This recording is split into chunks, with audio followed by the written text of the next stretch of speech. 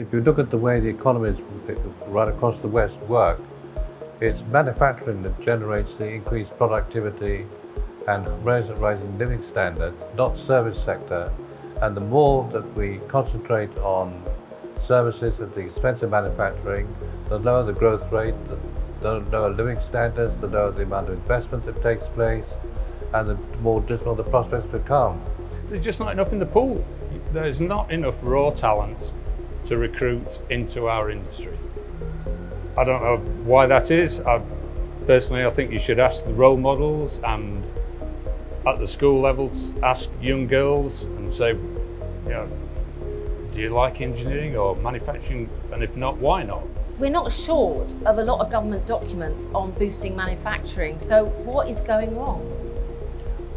There's certainly a profile issue, so a lot of the population doesn't really understand how strong manufacturing is, how successful it really is.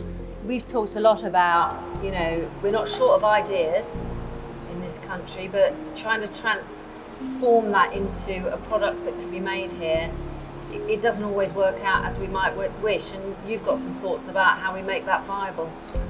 Yes, I think this has been a problem in this country for a long period of time, that we've been much better at doing the original research and getting results from that than we have been in commercializing opportunities and developing manufacturing industry in this country on the basis that it expands in the economy and makes a bigger contribution than is actually happening at the moment. Remanufacturing is, compared to manufacturing, it got a lot of advantage because the raw material for remanufacturing is used product.